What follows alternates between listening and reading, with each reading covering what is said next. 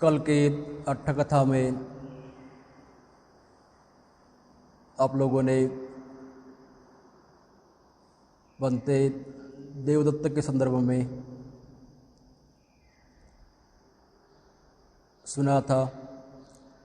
आज की अट्ठकथा में आप लोगों को सुमन देवी वस्तु इनके संदर्भ में आज आपको यहाँ जानकारी देना चाह रहे हैं। इद्धनंदति पेचनंदति यह धर्मदेशना शास्त्रा द्वारा श्रावस्ती के जेतवन में साधना काल में सुमन देवी को उद्देश्य कर की गई थी। श्रावस्ती के अनाथ पिंडिक गृहपति के घर में प्रतिदिन 2000 भिक्षुओं को भोजन कराया जाता था।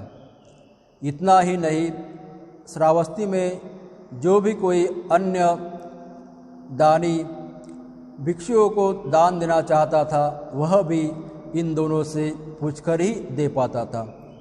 इसका कारण यह था कि भिक्षुजन किसी भी दान प्राप्ति से पूर्व दानदाताओं से पूछते थे कि आपके दान देने के स्थान पर अनाथ पिंडिक गृहपति या विशाखा गृहपति आएंगे कि नहीं। यदि यह प्रश्न पर दानदाता नहीं कह देता तो भिक्षुजन लाखों का दान भी त्याग देते थे और कह देते थे यह भी कोई दान है, क्योंकि उक्त दोनों उपासक ही भिक्षुओं की रुचि को जानते थे कि भिक्षुओं को क्या चाहिए, कब चाहिए, कैसा चाहिए और कितना चाहिए। दान के समय उनके उपस्थित रहने पर भिक्षुजन रुचिपूर्वक भोजन करते थे। अतः अन्य सभी दानदाता अपने दान के समय उन दोनों की उपस्थिति चाहने लगे थे। वे अपने अपने घर पे भी यथा समय भिक्षुओं को भोजन परोस नहीं पाते थे। तब कभी विशाखा ने सोचा कि अब मेरे स्थान पर भिक्षुओं को भोजन कौन परोसेगा। अंत में उसने अपने पुत्र की बेटी को उचित समझकर उसको ही यह कार्य सौंप दिया। वह उसके घर में भिक्षुओं को भोजन परोसने लगी। वह भिक्षुओं की सेवा करती हुई, उनसे धर्मोपदेश सुनती हुई, श्रोतापन्न होकर यथा समय अपने पतिगृह चली गई। उधर अनाथ पिंडिक गृहपति ने भी महासुभद्रा नामक अपनी बड़ी लड़की को यह भिक्षुओं को परोसने का कार्य सौंपा। वह उसी तरह कार्य करती हुई यथा समय स्वपतिगृह चली गई।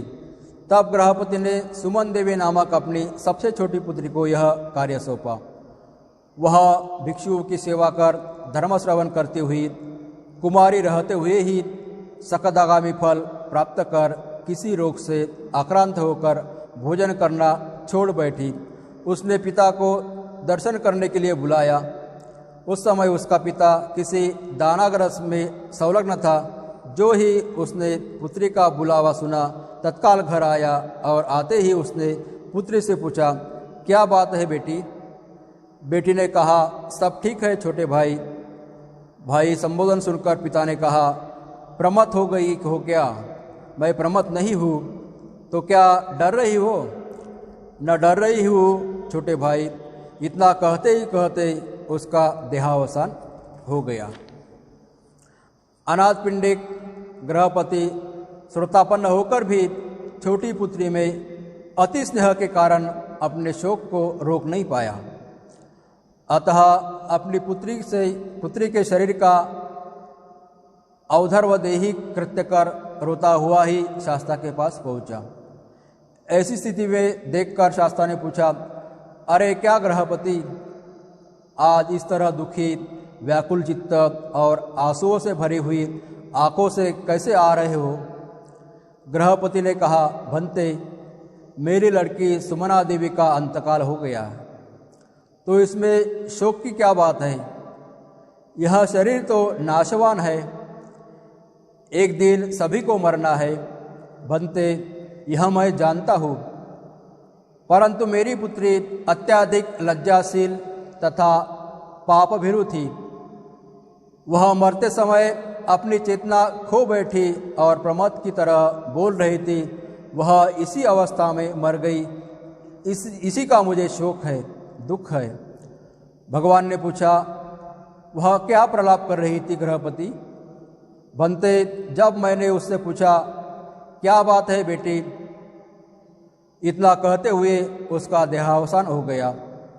तब भगवान ने बताया, श्रेष्ठिन, यह तो उसका प्रलाप नहीं था, तो बनते उसने मुझको छोटा भाई क्यों कहा? क्योंकि तुम अब उससे छोटे थे। तुम्हारी पुत्री सकदागामी फल प्राप्त करने के कारण तुमसे बड़ी हो गई थी। तुम तो अभी श्रोतापन नहीं हो और तुम्हारी पुत्री सकदागामी हो चुकी थी। वह मार्ग फलों के महात्म्य से तुमसे बड़ी होने के कारण तुम्हें छोटा भाई बोल रही थी। ऐसी बात है बनते? हाँ श्रेष्ठिन, ऐसी ही बात है। तो बनते, अब वह कहाँ उत्पन्न हुई है? तुषित भवन में। तब तो बनते मेरी पुत्री यहाँ भी भरे पूरे परिवार के बीच सुखमय जीवन बिता रही थी। अब यहाँ से देहच्युति के बाद परलोक में, तुषित लोक में उत्पन्न होकर भी सुखी जीवन ही बिताएंगी। तब शास्त्रा ने श्रेष्ठी को बताया, हाँ गृहपति, गृहस्थ हो या प्रवजित, यदि वह अपने आचरण में सावधान है तो वह इस लोक में भी और परलोक में भी सुखमय जीवन बिताता है। यह कहकर यह गाथा कही।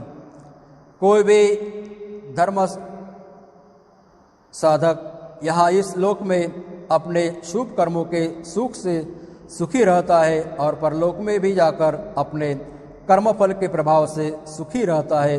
नाना प्रकार से पुण्य करता दोनों ही स्थानों पर प्रसन्न रहता है। यहाँ यह विचारता हुआ सुखी रहता है कि मैंने यहाँ रहकर पुण्य ही किया है, कोई पाप नहीं किया। फिर परलोक में जाकर वह यहाँ किए कर्म के विपाक प्रभाव से सोमनस्य अनुभव करता हुआ कर्म सुख का उपभोग करता है। इस विपाक प्रभाव से 57 करोड़ वर्षों तक शुभ लोकों में सुखमय जीवन यापन करता हुआ 60 लाख वर्ष तक दिव्य संपत्ति का उपभोग करता हुआ तुषित लोक में अतीव प्रसन्न रहता है। वहाँ इस गाथा में इस लोक में पुण्य कर्म के सुखानुभाव से सुखी होता है।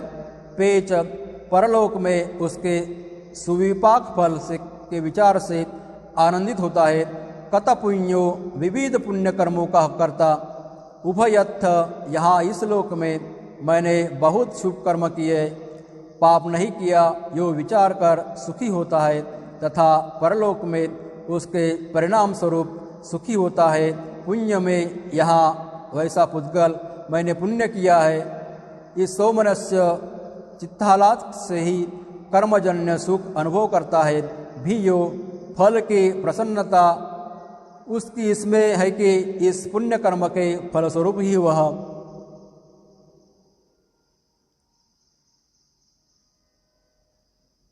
56 अरबों खरबों वर्ष तक निरंतर तुषितपुर के वास करता हुआ दिव्य संपत्तियों के उपभोग द्वारा सुखानुभव करता है।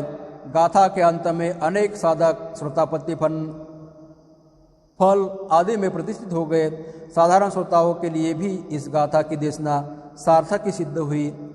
इस तरह अपने जीवन में श्रद्धापूर्वक बुद्ध धम्म और संघ की सेवा में जो उपासक उपासिकाएं, गृहस्थ, गृहिणी या अन्य लोग जिनको दान के बारे में पूर्णतः अनुभूति है, जानकारी है कि दान का फल इस तरह महान फलदायी होता है, वे सभी लोग अपने दान कर्म में लगे रहते हैं और दान कर्म में तत्पर रहते हुए अपने जीवन में इस सुखद अनुभूति का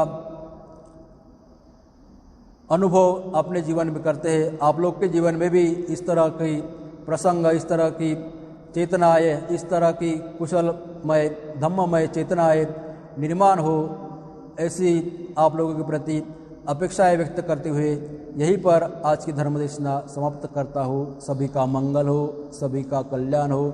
भवतु सब्ब मंगलं, भवतु सब्ब मंगलं, भवतु सब्ब मंगलम्।